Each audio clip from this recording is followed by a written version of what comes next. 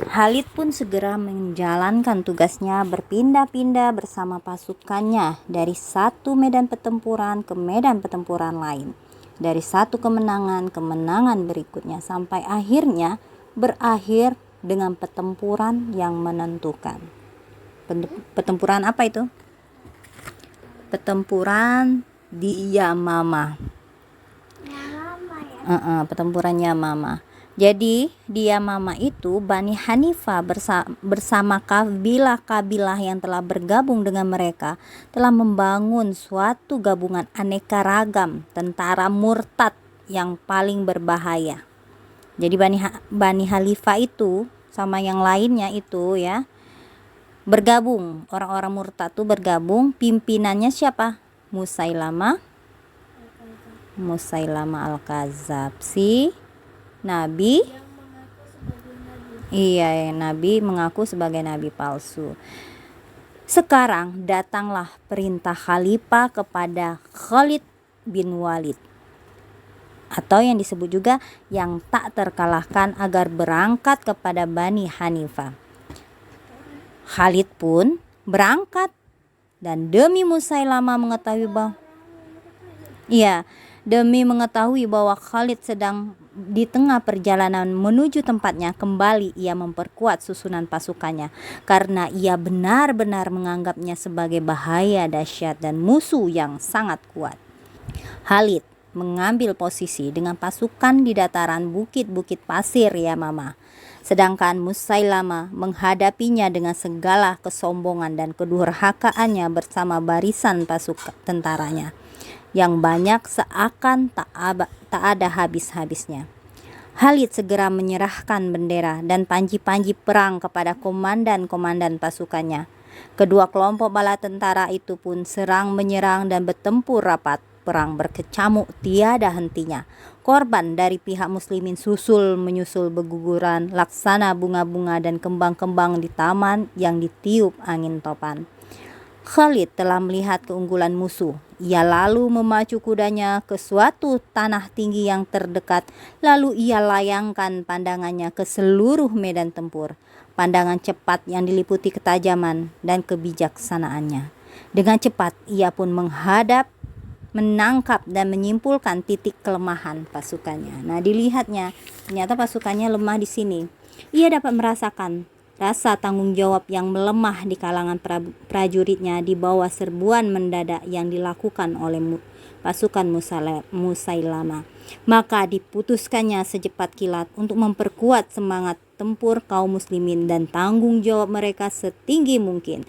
Lalu dipanggilnya komandan-komandan, ditertibkannya posisi masing-masing di medan tempur. Kemudian ia berteriak dengan suara yang mengesankan kemenangan, "Tunjukkanlah kelebihanmu masing-masing. Akan kita lihat hari ini jasa setiap suku." Lalu setiap suku tampil dengan kelebihannya sendiri-sendiri. Orang Muhajirin maju dengan panji-panji perang mereka. Orang Ansor maju di bawah panji-panji mereka. Setiap kelompok suku dengan panji-panji sendiri. Demikian jelas dari mana datangnya kekalahan itu. Semangat juang jadi bergelora lebih panas, membakar penuh dengan kebulatan tekad dan mengejutkan musuh. Dan Khalid dari saat ke saat menggemahkan tahlil dan takbir atau mengeluarkan perintah yang menentukan. Maka berubahlah pedang-pedang pasukannya bagai tangan-tangan malaikat maut yang tidak dapat ditolak kehendaknya dan tidak didapat dirubah tujuannya. Dalam waktu singkat berubahlah arah pertempuran.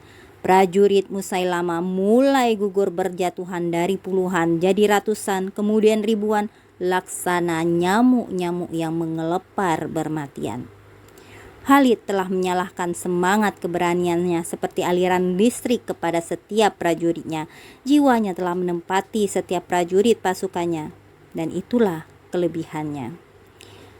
Jadi di sini ya, di sini itu peperangan melawan orang-orang yang murtad. Orang-orang yang murtad itu dikomandani oleh Musailamah. Jadi digembor-gembori bahwa ya nggak usah lagi ini dengan Islam, ini pokoknya banyak lah ya sama Musailamah tadi. Nah, Abu Bakar itu nyuruh si si Khalid agar berperang memusnahkan orang-orang yang murtad itu yang dikepalai itu ya.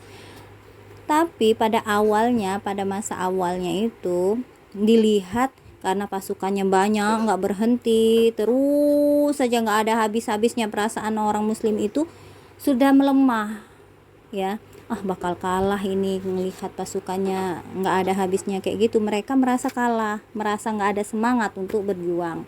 Maka dibakarkanlah semangatnya dengan menyuruh komandan-komandan setiap suku itu mengambil bendera masing-masing. Bendera dari, misalnya dari Ranau kan ada simbolnya ya, ada simbol Ranau, dari Sekayu ada simbolnya, dari Banyu Asin ada simbol, dibawa bendera itu, jadi kelihatan, jadi semangat orang antar suku itu kelihatan sekali.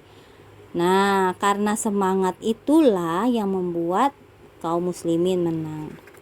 Di Madinah, khalifah sholat syukur kepada Allah karena dikaruniai kemenangan. Jadi semuanya termasuk Musailamah itu terbasmihkan di sana ya. Khalifah Abu Bakar dengan kecerdasan dan ketajaman pandangannya telah mengetahui kekuatan jahat yang masih bercokol di belakang. Ya, di belakang negerinya itu ada ada kekuatan Persia ya. Kekuatan Persia di Irak dan Romawi di Syria. Imperium-imperium yang sudah tua dan lemah ini yang selalu mengintai kelemahan umat Islam dan menjadi pusat penyebaran kekacauan. Keduanya saling berhubungan dengan ikatan lapuk dengan kejayaan mereka di masa lampau. Jadi orang Persia dan Romawi itu terus mencari kelemahan orang Islam. Orang Persia dan Romawi itu kemudian menyiksa rakyat Irak dan Syria ya. Mas ya, menyiksa rakyat Irak dan Syria serta merendahkan martabat mereka, bahkan mengerahkan rakyatnya sebagian besar diantaranya orang Arab untuk memerangi kaum muslim. Dengan panji agama baru yang dibawanya, kaum muslimin bermaksud meruntuhkan benteng-benteng peradaban kuno si Persia dan Romawi, serta mengikis segala bentuk kejahatan dan kekejamannya.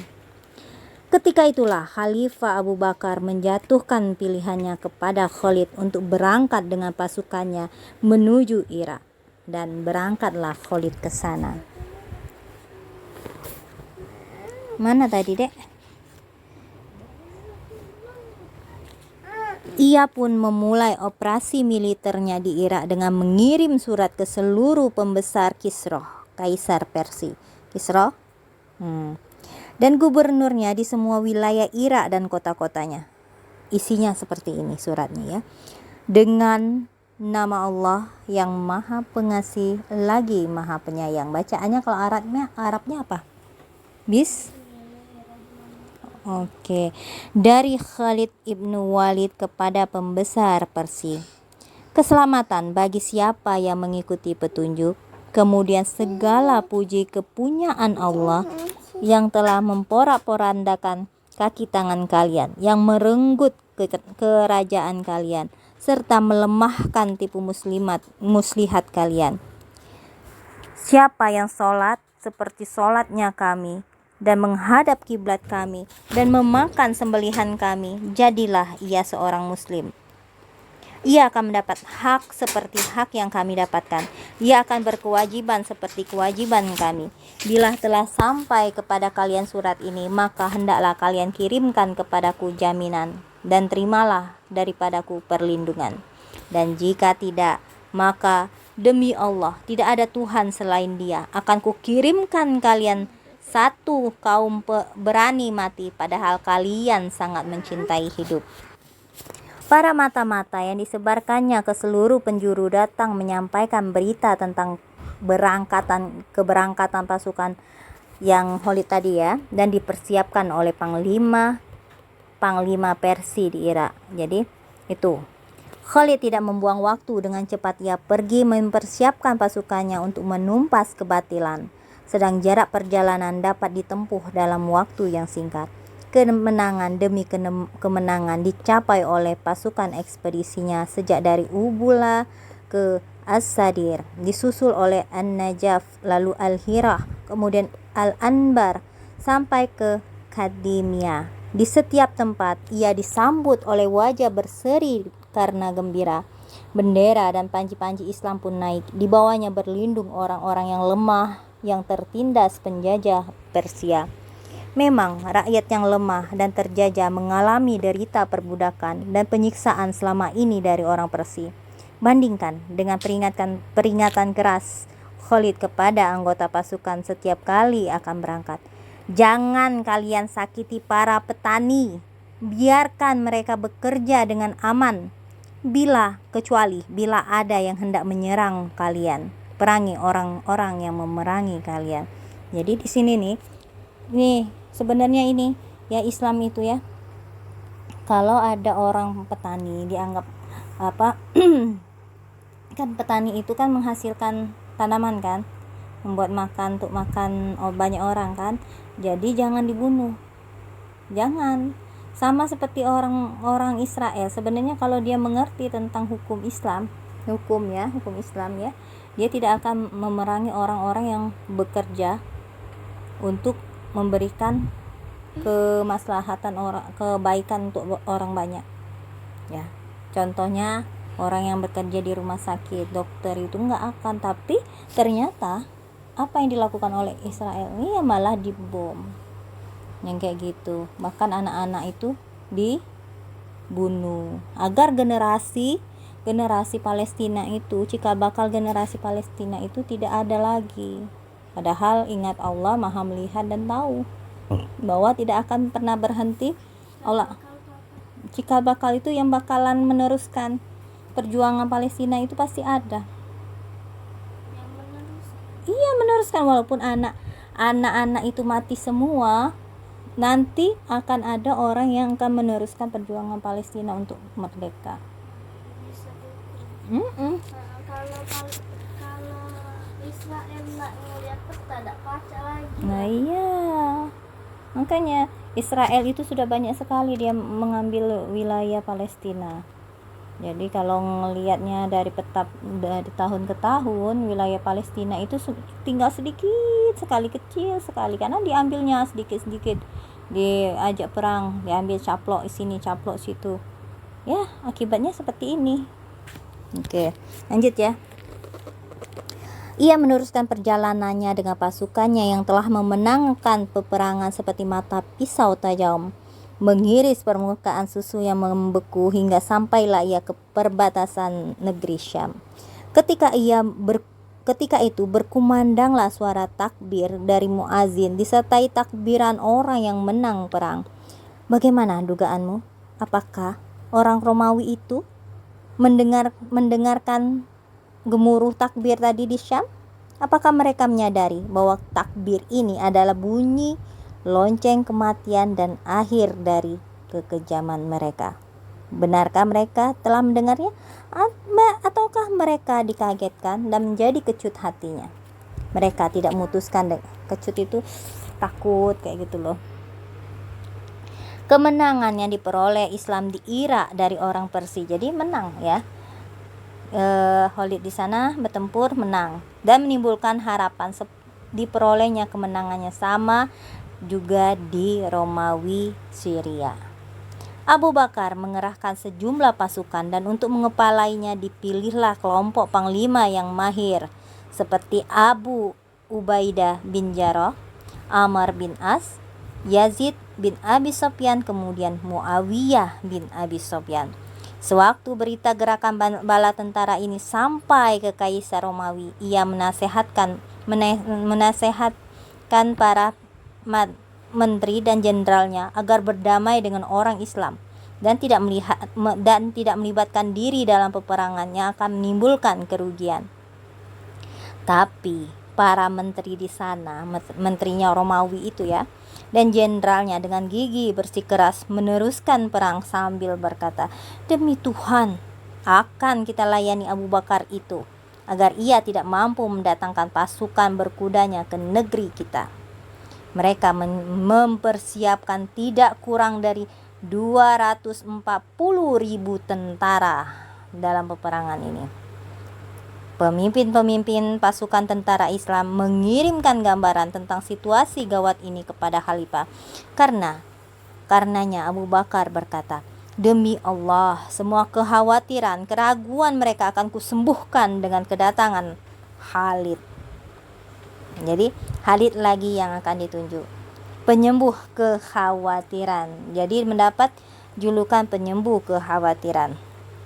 Jadi Khalid itu akan membuat orang-orang itu yang disiplinnya nggak disiplin dalam perang, maka akan didisiplinkan oleh Khalid. Pembangkangan, kemusyrikan yang ada di Romawi maka akan dilakukan oleh Khalid.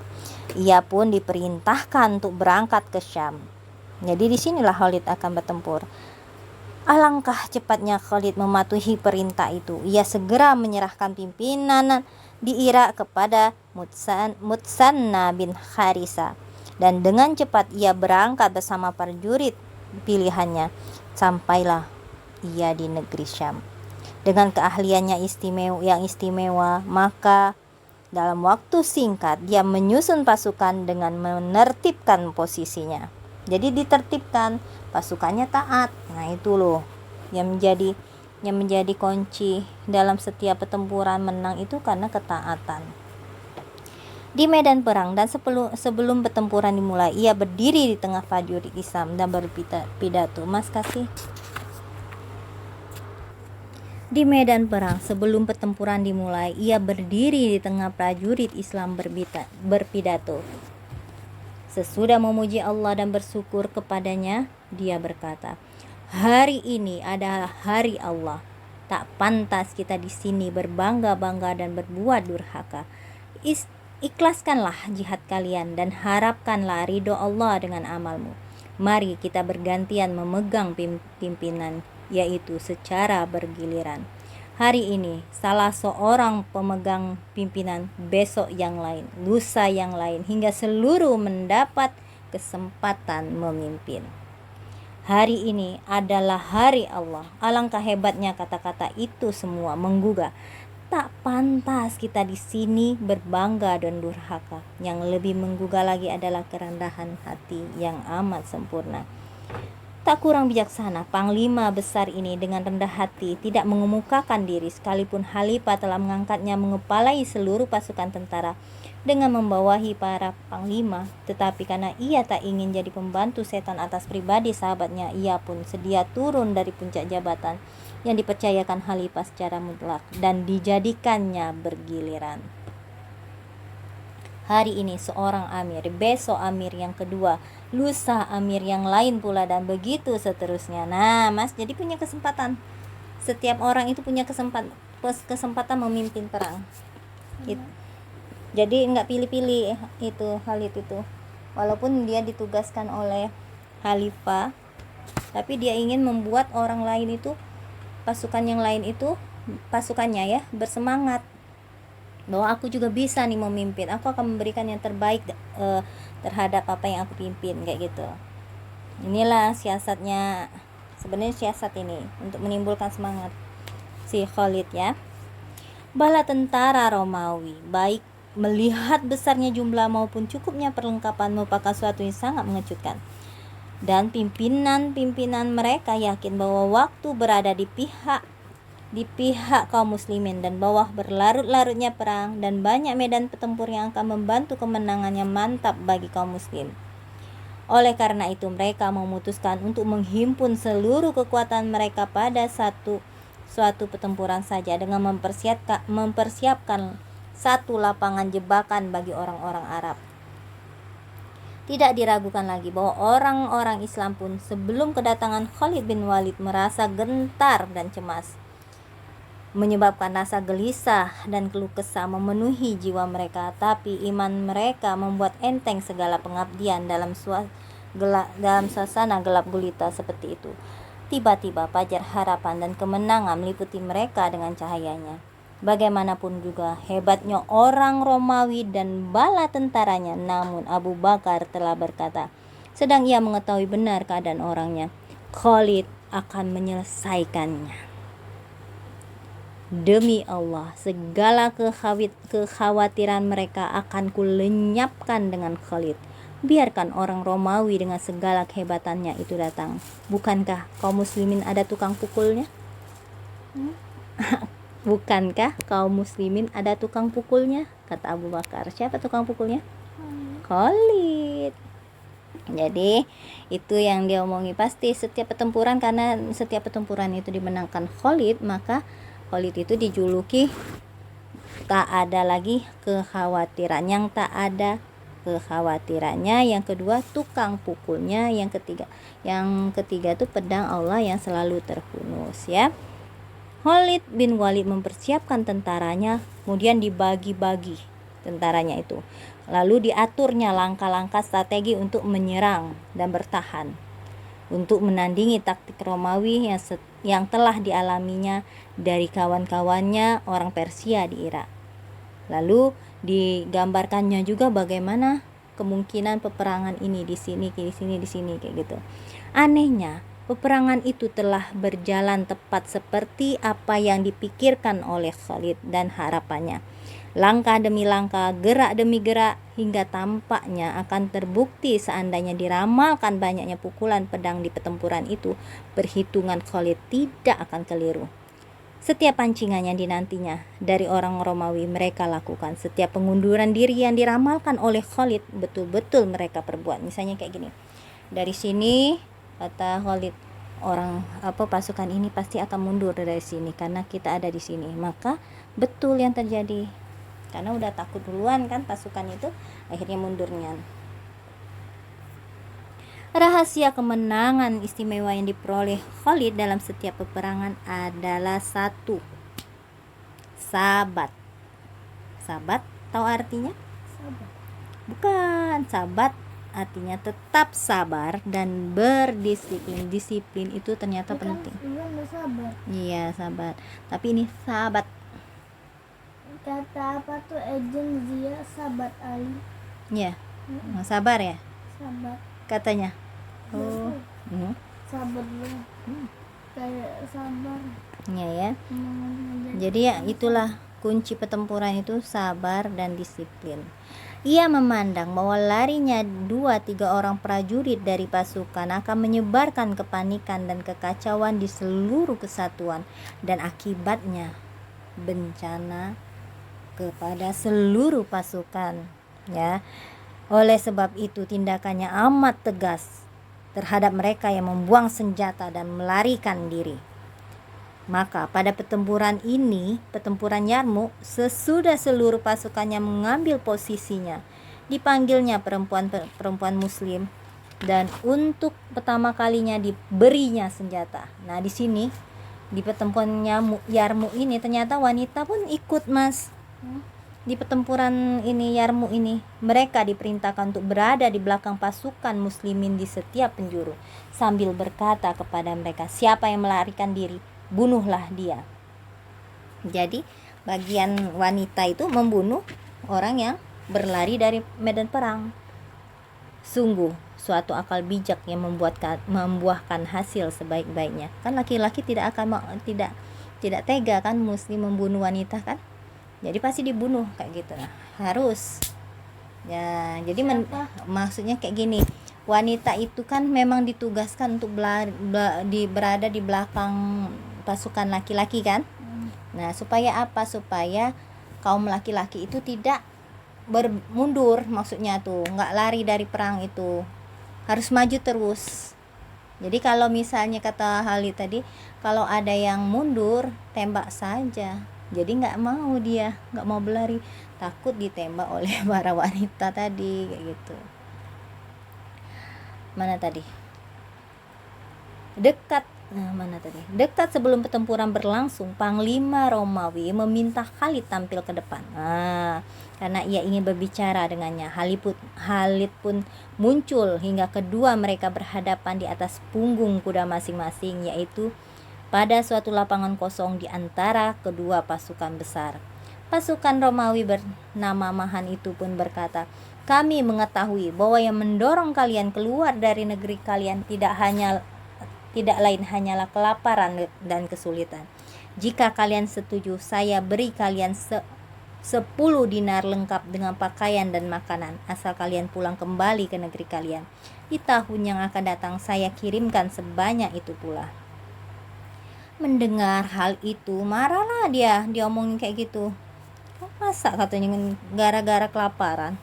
Bukan main Khalid, tidak ditahannya sambil mengertakkan giginya. Ia menganggap suatu kekurangan dalam kata-kata Panglima Romawi itu. Lalu diputuskannya akan menjawab dengan kata-kata yang sesuai. Dia berkata bahwa yang mendorong kami keluar dari negeri kami bukan karena kelaparan seperti yang Anda sebutkan tadi, tapi kami adalah satu bangsa yang biasa minum darah. Menggetarkan sekali. Yang biasa minum darah. Dan kami tahu benar bahwa tak ada darah yang lebih manis dan lebih baik daripada darah orang-orang Romawi. Karena itulah kami datang. Panglima Khalid menggertakkan kekang kudanya. Sambil kembali ke pasukannya, diangkatnya bendera tinggi-tinggi memberitahukan dimulainya pertempuran. Allahu Akbar, berhembuslah angin surga. Bala tentara pun maju menyerbu laksana peluru yang ditembakkan. Dan pertempuran mencapai puncaknya yang tak ada tandingnya. Orang Romawi datang menghadang dengan pasukan besar yang menggunung. Tapi nyata dan jelas bagi orang-orang itu sesuatu yang tidak mereka duga dari kaum muslimin. Pahlawan-pahlawan itu telah melukis gambar perjuangan yang mengagumkan dengan mengorbankan dan keteguhan hati mereka. Itu salah seorang dari mereka mendekati Abu Ubaidah bin Jarrah. Sementara pasukan berkecamuk, ia berkata, "Aku sudah bertekad mati syahid. Apakah Anda mempunyai pesan penting yang akan kusampaikan kepada Rasulullah bila aku menemuinya nanti?" Jawab Abu Ubaidah, "Ada, katakan kepada beliau, ya Rasulullah, sesungguhnya kami telah menemukan apa yang dijanjikan Allah kepada kami. Memang benar." Maksudnya tuh? Iya. Lelaki itu pun berlalu maju menyerang bagai anak panah lepas dari busurnya. Ia menyerbu ke tengah pertempuran dahsyat, merindukan tempat peraduan dan pembaringan. Ia menetak dengan sebilah pedang. Ia dipukul oleh 1000 pedang sampai ia mati syahid. Dan ia adalah Ikramah bin Abi Jahal, benar anak Abu Jahal. Ia berseru kepada orang Islam. Sewaktu tekanan orang Romawi semakin berat atas mereka, katanya dengan suara lantang, "Sungguh aku telah lama memerangi Rasulullah di masa yang lalu, sebelum aku ditunjuki Allah masuk Islam. Apakah pantas aku lari dari musuh Allah hari ini?" Kemudian ia berteriak, "Siapakah yang bersedia dan berjanji untuk mati?" Sekelompok muslimin berjanji kepadanya untuk berjuang sampai mati. Kemudian mereka sama menyerbu ke jantung pertempuran, bukan hanya mencari kemenangan, tapi kalau kemenangan itu harus ditebus oleh jiwa raga, mereka sudah siap untuk mati syahid. Allah menerima pengorbanan dan baiat mereka semuanya mati syahid. Jadi di sini tadi ya ada Abu Ubaidillah bin Jarrah ya. Ini mereka itu sudah siap semua Mas dengan mati syahid ya Mas. Mantap Mas, dengar enggak? Nah, termasuk juga itu kan Abu Ubaidah ini Ubaidah ya, Abu Ubaidah ini tadi meninggal mati syahid di sini. Kemudian ada Ikramah ini juga sama. Nggak pernah dengar Ikramah. Iya memang. Ikramah bin Abu Jahal. Sekarang dia sudah Islam kan? Nah, di sini dia sudah Islam dan dia juga mati syahid. Mana tadi? Ada pula orang yang terluka berat, maka dibawakan orang air. Ia memberi isyarat kepada temannya yang berdekatan agar diberi lebih dulu karena lukanya lebih berat. Dan sewaktu orang ini diberi air, ia mengisyaratkan pula agar diberikan kepada orang lain. Sedang waktu didatangi orang lain itu, ia menunjukkan kepada temannya, dan begitulah seterusnya. Jadi pada saat di sana ya, di peperangan itu, satu sama lain itu rela berbagi. Maksudnya mendahulukan orang lain ya. Mendahulukan. Ada temannya dia butuh air, tapi ada temannya yang memanggil-manggil butuh air. Dia biarkan temannya itu. Ternyata ada juga yang butuh air, lalu dikasih. Tapi ternyata mau balik lagi, ada ya kisah itu ya. Nah, ada kisah itu akhirnya pas dia kembali lagi yang pertama sudah meninggal. Yang kedua juga meninggal semua. Akhirnya semuanya mati syahid. Peperangan Yarmuk benar-benar tempat pengorbanan yang jarang tandingannya. Di antara monumen-monumen tebusan yang menakjubkan itu yaitu monumen istimewa yang dibina oleh kemauan keras, melukiskan karya Khalid bin Walid sedang mengerahkan 100 orang tentaranya tidak lebih. Mereka menyerbu sayap kiri Romawi yang jumlahnya tidak kurang dari 40.000. Itu kita cuman 100 orang. Demi Allah, yang diriku di tangannya tak ada lagi. 100. Ya 100 orang di sini. Dikit nian ya. Satunya 40.000, satunya 100. 100 masuk menerobos ke dalam 40.000, kemudian mereka menang. Tetapi kenapa kita cengang? Bukankah hati-hati mereka penuh keimanan kepada Allah yang maha tinggi lagi maha besar, dan iman kepada Rasulullah yang benar lagi terpercaya? Benarlah Khalid mereka asyidik yang lurus dan benar. Bukankah khalifah mereka asyidik yang bendera sekarang telah menjulang tinggi di dunia, tapi ia sendiri di Madinah, ibu kota baru bagi dunia baru, masih sedia memerah susu kambing ya. Bukankah panglima mereka Khalid bin Walid, penawar kecemasan, pembasmi kesombongan, kekerasan, kedurhakaan, permusuhan, pedang Allah yang terhunus yang akan menebas perselisihan, kebencian, kemusyrikan? Bukankah itu demikian? Iya. Sudah.